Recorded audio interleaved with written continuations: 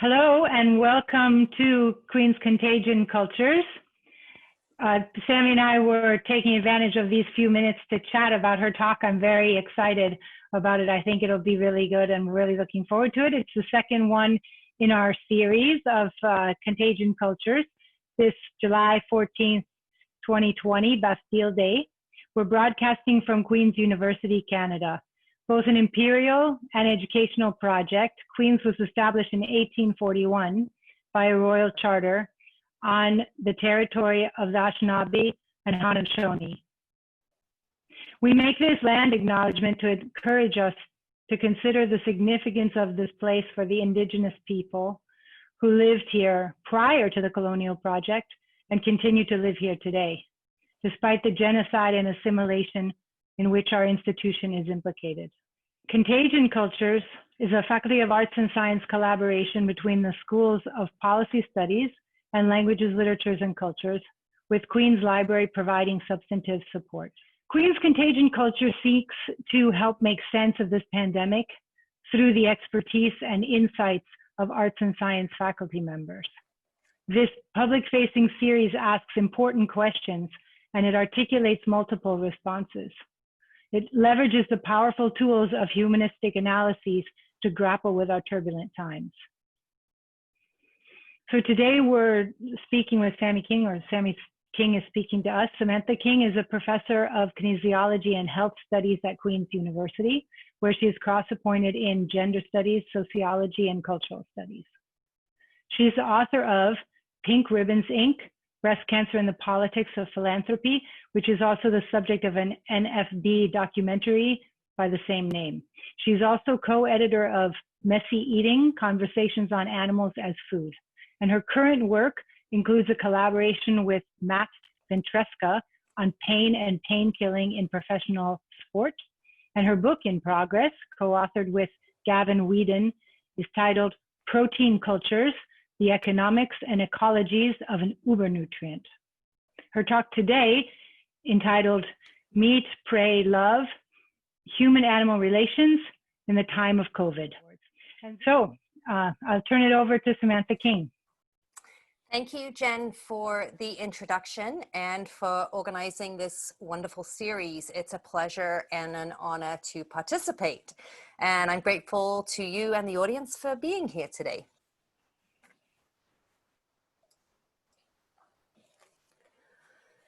The COVID crisis has highlighted the deep interconnectedness of human and animal worlds. From zoonotic transmission in factory farms and wild animal markets to illness and death among meatpacking workers, more than human relations are at the fulcrum of public discourse on the virus. A parallel discussion exposes how white supremacy converges with a microscopic parasite to determine who lives and who dies in the pandemic and beyond.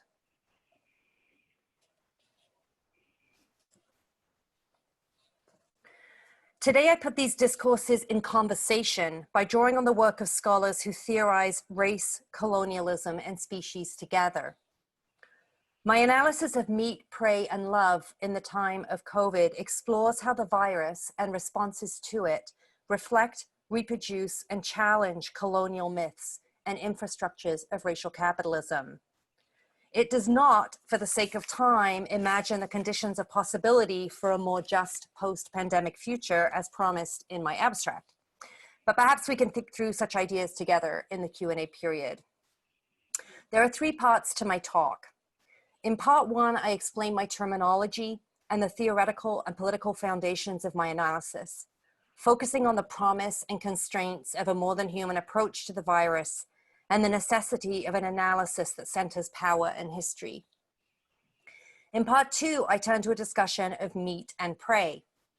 Here I analyze the racist and xenophobic narratives through which explanations for the emergence and spread of the virus have been rendered, the role of the colonial state in managing the pandemic, and the hope for a vaccine, all of which I contextualize in relation to the exponential growth of industrial agriculture over the past 30 years and its perilous compression of human and animal worlds. In the third and final part, I turn to love, where I explore some ways to think through companionship with animals in the pandemic and beyond.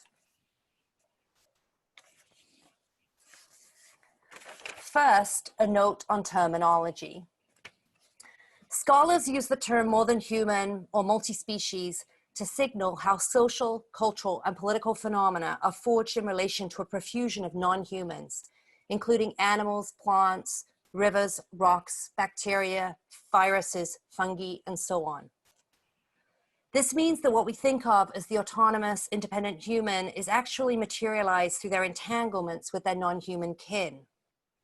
Thus, even practices that seem on the surface to be utterly human are always embedded in what we call nature. For example, in one recent project, my collaborator Gavin Whedon and I explored the place of whey protein powder in contemporary fitness cultures as part of a broader project on the emergence of protein as the uber nutrient of our time. Protein powder may appear at first sight as the most processed and human-driven of foods, used by people who participate in the most socially contrived of activities, manufacturing muscles and building bodies. But our analysis suggests otherwise. From the co-work of the farm laborers, human and non-human, who produce the whey, to the activities of the microflora crucial to its processing. A largely invisible but extensive network of hierarchical multi-species relations form the basis of the protein powder industry. These more than human actors use their bodies and metabolisms to first generate the milk and then turn it into whey wastewater, a would-be toxin responsible for severe environmental damage, into a fetishized nutritional supplement. Whey powder's appearance as the deadest of previously living stuff thus belies the exploitative and lively entanglements upon which its materialization and its efficacy as a supplement depends. Underpinning this work and that of other scholars researching in the more than human tradition is a rejection of the idea that humans are somehow exceptional as a species, that we are the most important and significant actors in shaping the societies in which we live. The emergence of COVID-19 has taught us this, if nothing else. Our bodies are made up of invisible ecosystems of fungi, bacteria, and viruses. Their traffic through us is dense and constant. But these multi-organismic entanglements are only felt and experienced at particular moments in time, like the present. As Eben Kirksey puts it, a seemingly imperceptible form of life, a virus, that for most people is totally beyond our consciousness, has suddenly forced the world to take notice. One danger of approaching COVID-19 from a more than human perspective is that we end up papering over the histories and hierarchies that shape multi-species societies and so-called health emergencies or natural disasters. There are 3 points that bear emphasis here if we are to avoid this pitfall. First, while animals have their own life paths and directions, these do not unfold outside the social, economic, and cultural sphere. The co-permutation of animal and human worlds takes shape in uneven and systematically violent as well as pleasurable ways. Second, while viruses, animals, and humans are intimately connected, they are not one. There is no undifferentiated multi-species whole, just as there is no undifferentiated humanity. Third, all of these ways of being, human, animal, virus, how we define them and how we understand relationships among them are contested and changeable, their meanings and effects fully entwined with power and history.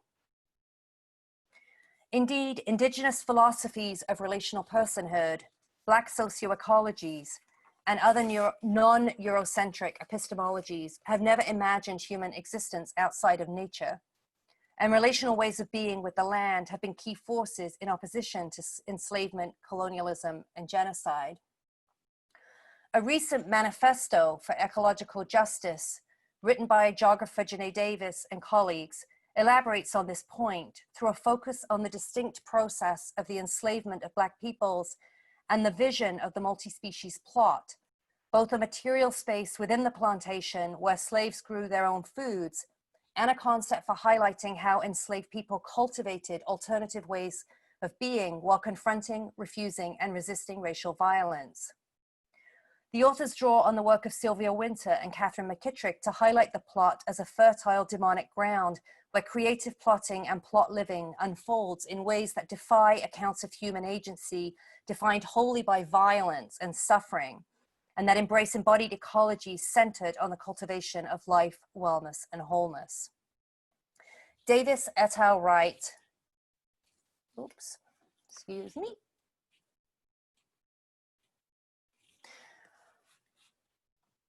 The plot can be understood as a rhetorical tool for a retelling of history that disrupts myopic narratives of Black suffering, violence, and death.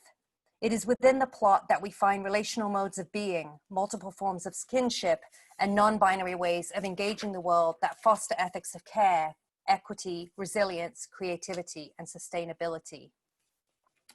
In this and a slew of other works grappling with the racial and colonial histories of the climate crisis, scholars alert readers to the danger of treating the idea that humans are intimately connected to nature as a novel insight, one brought into relief by the COVID crisis or the climate emergency. The related site where claims of prior innocence and epiphany are common. The danger, just to be explicit, is that we will erase the histories, antagonisms, and struggles that underpin the virus and the climate apartheid to which it is inextricably connected. Here then I seek to center the historical contemporary processes such as industrial capitalism, dispossession, and extraction that co-produce the COVID crisis. And I try to remain aware that the existential threat portended by this crisis is not historically unprecedented for groups of people who have long faced threats to their status and future as humans. Underpinning my talk is the idea that imagining elite white humans as separate from nature has been a fundamental precondition for the primitive accumulation of capital, for the racialized stratification of humans, and for the resourcing of the environment through settler colonialism, slavery, and extraction. COVID is only the most recent world-shifting event to make evident how more than human phenomena are entangled with violence, exploitation, and liberation. Understanding how those connections emerge and unfold is crucial to COVID scholarship and social justice in the present. Numerous commentators have drawn attention to the long-standing but newly invigorated racist and xenophobic narratives used to explain the origins of COVID-19 and to assign blame for the havoc it has wreaked. These include framings of China and its markets as reservoirs of disease, and of Chinese people as displaying a barbaric penchant for virus harboring exotic animal meats, medicines, and other materials. The racialization of transborder epidemics, as Neil Ahuja puts it, or the use of media to provoke feelings of health risk through the potential touch of foreign bodies, has a dual function, Ahuja argues. On the one hand, it taps into racist tropes to provoke fear of infectious disease.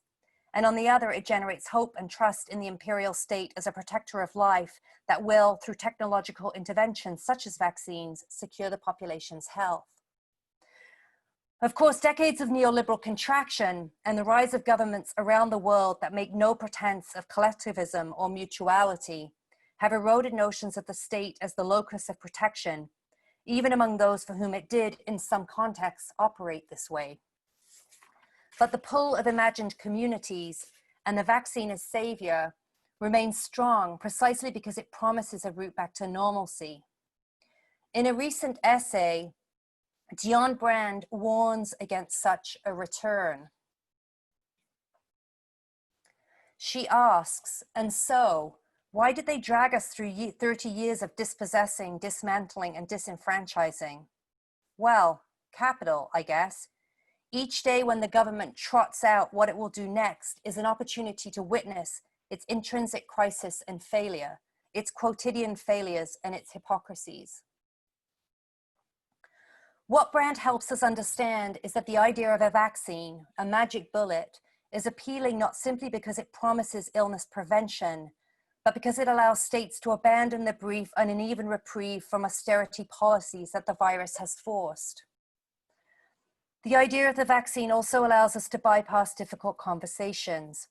Most crucially for this talk, conversations about the fact that COVID-19 emerged in humans not from a single moment in time, reducible to what is framed as a misguided, immoral, and uncivilized cultural preference for wild animal meat, but, quote, in the filthy practices of capitalist agribusiness, end quote, as Neil Faulkner puts it.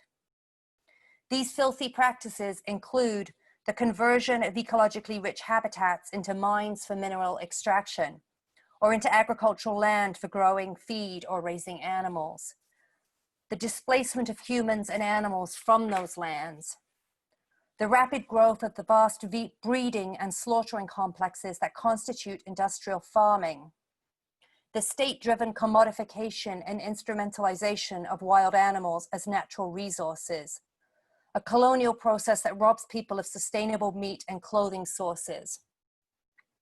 And finally, the steady spread of urban sprawl. These shifts have coalesced to force animals to venture further into human communities and vice versa, with regular, more intimate contact ensuing. This is why the coronavirus came as no surprise to experts who have been predicting a global pandemic for over a quarter of a century. Indeed, an increase in the rate of zoonotic disease, defined as the transmission of infection from vertebrate animals to humans, has been well documented. The H1N1 swine flu, for instance, which was found to have emerged in 1998 in US factory farms from where it spread and mutated at a rapid pace, eventually killed anywhere between 150,000 to 575,000 people at the height of the pandemic, according to the US Centers for Disease Control and Prevention. The virus continues to circulate as a seasonal flu today, causing illness, hospitalization, and death worldwide each year. As environmental health researcher Robert Lawrence explained about the H1N1 outbreak, we have abundant evidence documenting the fact that when you put animals in crowded, unsanitary conditions and use low-dose antibiotics for disease prevention, you set up a perfect incubator for spontaneous mutations in the DNA of the bacteria. With more spontaneous mutations, the odds increase that one of the mutations will provide resistance to the antibiotic that's present in the environment. That's the biggest human health risk of factory farms. Of course, ranking risks, as Lawrence does here, performs its own erasures.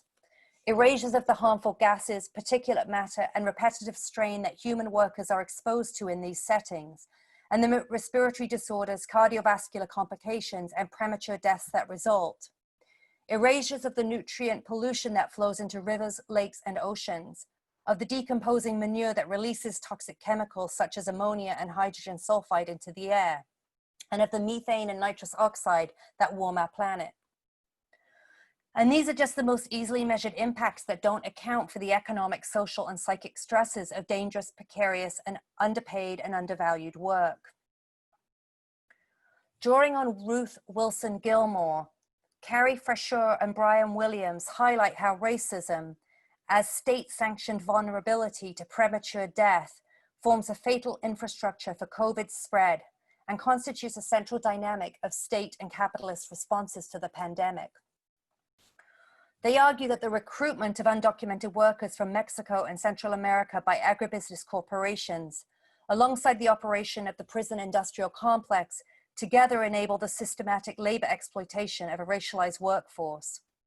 This workforce has shifted in its composition in the US in recent years from primarily Mexican and Central American immigrants to native-born Black workers, mostly women, whose capacity to reignite the worker-led organizing that marked their place in the industry in the mid-20th century has been greatly undermined by the emergence of anti-labor policy and practice in the late 20th century. This change in the labor force came about, Fresher explains in a separate piece, because of relentless immigration and customs enforcement raids and removals, alongside anti-immigration legislation at the state and federal levels that has had the effect of forcing most Latinx workers out of the industry. Fresher and Williams argue that the constant threat of detention and deportation follows undocumented, formerly incarcerated, or otherwise criminalized people and those to whom they are generationally proximal, and it enforces precarity in the kinds of jobs made available to them. Thus, it turns out that fantasies of a magic bullet have been unable to contain the explosion of critical discourse on labor exploitation, immigration policy, monopoly capitalism, the carceral state, and animal welfare that has occurred in the wake of the pandemic. Indeed, in a recent conversation, Ruth Gilmore notes how the distribution of vulnerability to premature death in the US, of unemployment and of underemployment, and the specificity of state violence in response to it have all come together. She goes on to say, they come together so strongly that I actually think some people can't not see anymore what they could not see earlier. Likewise, the inhumane and unsustainable system that is contemporary industrial agriculture, the undervalued and hidden essential work that is produced by the racism that Wilson describes, have momentarily become hypervisible. Indeed, in the 3 months prior to the writing of this talk, consumers of Canadian news have received a crash course in global meat. Less so in global vegetables, but there has been some necessary discussion of that too, since the conditions for plant production are not always that different. Members of the public have been shocked to learn that 85% of the country's beef is slaughtered and processed at 3 plants owned by 2 multinational corporations, Cargill and JBS. This fact came to light because approximately half of the 2,000 staff at Cargill's High River, Alberta plant have tested positive for the virus, and at least 3 workers have died. Cargill, the most profitable privately held company in the US, places immense pressure on workers to do dangerous, repetitive tasks at high speed in cramped conditions. 60 to 80% of these workers are Filipino, many of whom are in Canada on the temporary foreign worker scheme. While these employees are unionized and has raised concerns about their conditions directly to plant managers and government officials before the outbreak, the precarious immigration and economic circumstances in which many of them live mean that a refusal to work has not been an option. Meanwhile, cattle and hogs awaiting slaughter are living on rations to slow their growth or facing euthanization, lest they grow too big to be hung by the overhead chains for which their carcasses are processed. This is a story that has been repeated in meatpacking plants across the world, including in places like Germany, which has otherwise been heralded for its successful handling of the virus. There, over 1,500 mostly foreign workers at the Tönnies plant in North Rhine-Westphalia have been infected with COVID.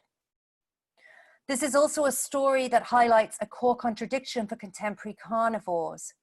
While most people strongly disagree with animal cruelty, and many treat their companion animals as fully fledged members of their families, hence the rush to design face masks suitable for dogs and cats, the world is eating twice as much meat as it did in 1961, almost all of it raised in abysmal conditions in dairy farms.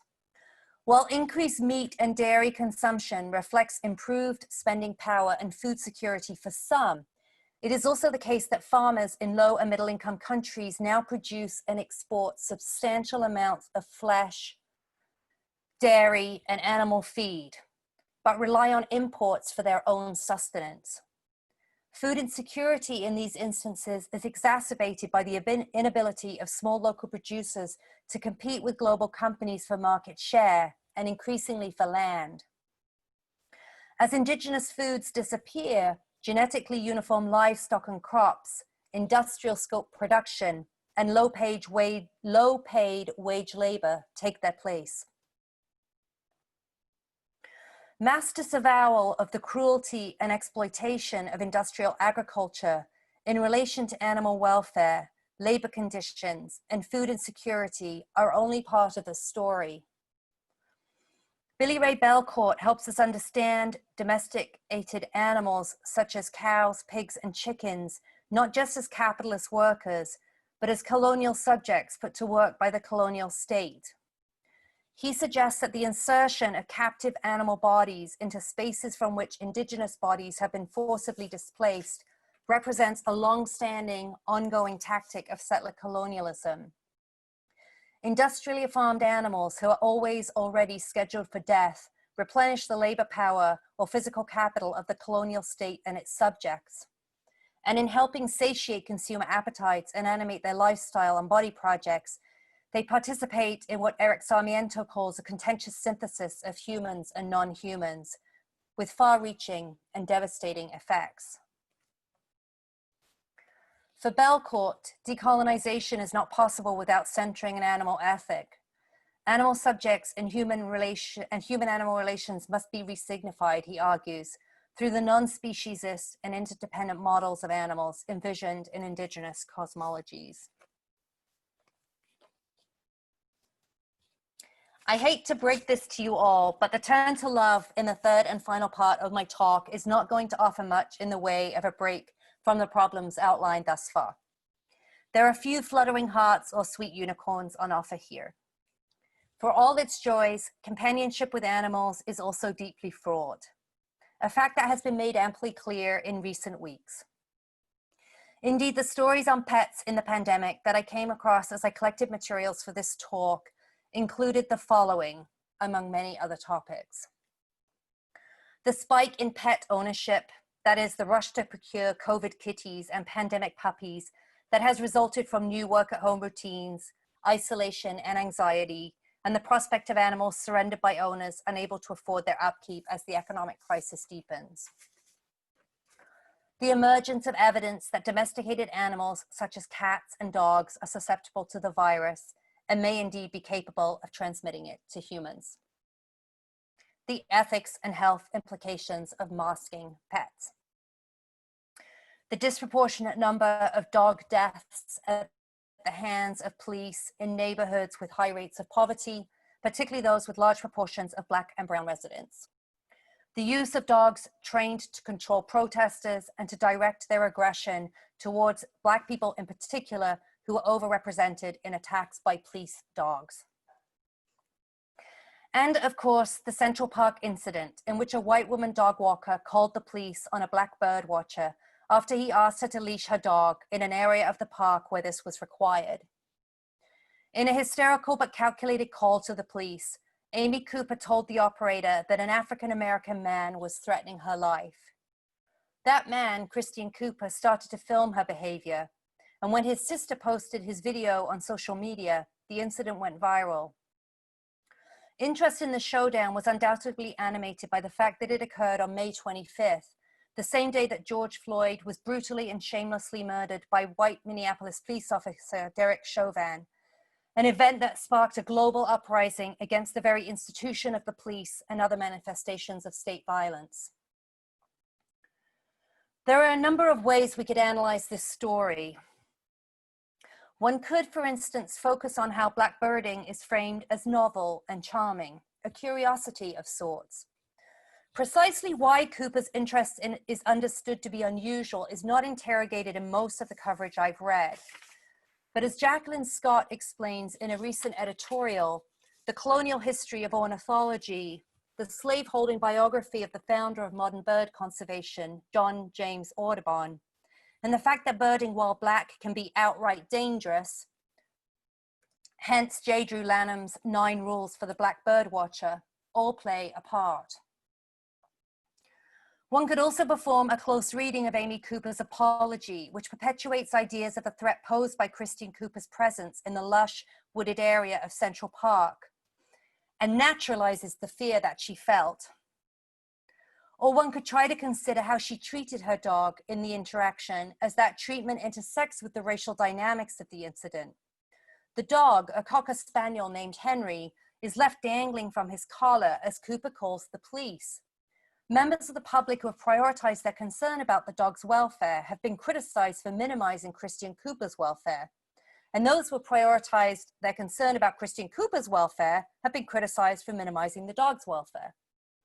But what might we learn if we take up Claire Jean Kim's idea of the multi-optic vision, and we think about these experiences as interrelated instead of analogous or comparable? Or one could look at how the impulse to formally prosecute Amy Cooper for her behavior has been questioned by abolitionists who are pushing us to think about what to do with the hard cases, about how to deal with people who commit harmful acts of racism without resorting to logics of punishment focused on individual perpetrators, and thus ultimately reinforcing the carceral state. My inclination here, though, in closing, is to focus on what might seem like a minor part of this story. Christian Cooper's apparently long-standing practice of offering a treat to dogs whose owners refuse to leash them in contravention of park regulations. Cooper has explained to the media that he does this because owners often don't want a stranger to feed their dogs and tend to immediately restrain them in response. This aspect of the story caught my attention because it reminded me of the work of Harlan Weaver, who uses the term becoming in kind to describe how humans and companion animals jointly build a sense of togetherness, albeit in socially antagonistic contexts. This sense of togetherness, the Central Park story suggests, doesn't always follow logics of pet ownership, as Christian Cooper forms a momentary relationship with off-leash dogs, albeit instrumentalist ones, in order to preserve the bird's environment and facilitate quiet time with them. The extent to which this story follows conventional racial scripts is also open to question. Bénédicte Boisseron explains in her book, Afro Dog, Blackness and the Animal Question, that the identity and status of companion animals, whether a dog is perceived as a threat or a loving companion, is determined racially and socially in relation to the humans they are with. And the humans, in turn, are defined in relation to the dogs. The dog, she argues, has been instrumental in defining human essence as white and in securing the privilege this entails. And white middle-class women have been particularly crucial actors in this process, she suggests. There isn't time today to map the complex histories Boisseron presents in the course of making her argument, but interviews with Christian Cooper are revealing in this regard. Cooper explains that it was his pulling out of the treats that prompted Amy Cooper to yell, "Don't touch my dog," and for her inner Karen to fully emerge, as he puts it. He says that he didn't want to dehumanize himself by giving into what he considered an attempt at racial intimidation, her calling of the police and her repeated references to the threat being posed to her and her dog by the African-American man, she says that repeatedly, who was filming her. Christian Cooper continues to record, to request that Amy Cooper not come close to him, and to refuse her attempts to use race to leverage what she wanted, as he said. The simple act of moving to give a dog a treat, a dog that Amy Cooper claims was off leash because of COVID-related crowding in other parts of the park, was enough to spark her fury. The twisted roots of her humanity, tied to her ownership capacities, to her ability to be the exclusive provider of food to her animal property, to her right to move into another's space, to her ability to escape the camera's gaze, to her white womanhood, in other words, were fleetingly, if powerfully, exposed.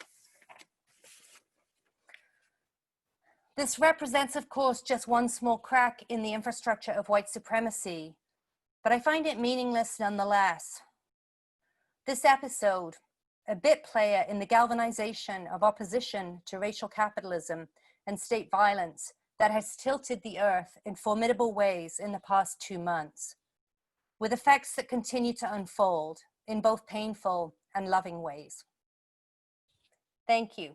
Well, I'll take this opportunity to thank Dr. King so much for being here today and for this very interesting and very intriguing talk that brings together so many different discourses that shape who we are and are shaping our world, and also was asking us to question the divisions between categories and between what we see as self and what we see as other. I think it's a great evidence of the way that humanities thinking and soft science thinking can help us to have a more complex view of the world that hopefully can move us forward to making better decisions now and in the future, that decisions that'll be more equitable for all beings.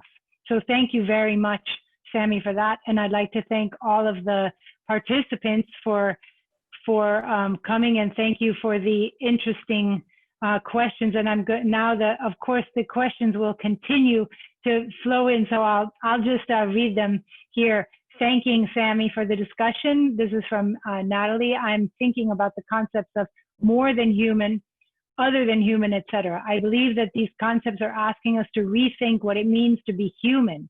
When discussing multi-species well-being, why do you choose the concept of more than human instead of, say, other that human, not other than human? And maybe I would encourage you to have a discussion outside of this forum, but I did want to at least get that voice into the discussion, the idea of other that human rather than more than human. And then a request for the bibliography for further reading, and I'm sure that Sammy would be able to provide that in the materials that she'll provide for the library to archive, so that we can have this recording as well as the bibliography and questions for discussion that one could use in the classroom. So Yeah. thank you. Oh, sorry, Jen. Go ahead, Sammy. I was just going to say, I know this is really small, so yes, I'm happy to do that through the library, but if people want to email me, I can send these recommended readings that helped underpin the talk. It would be King SJ at queensview.ca. Okay, wonderful. Thank you. Well, with that, I'll thank everyone again, and have a good evening. Thank you so much.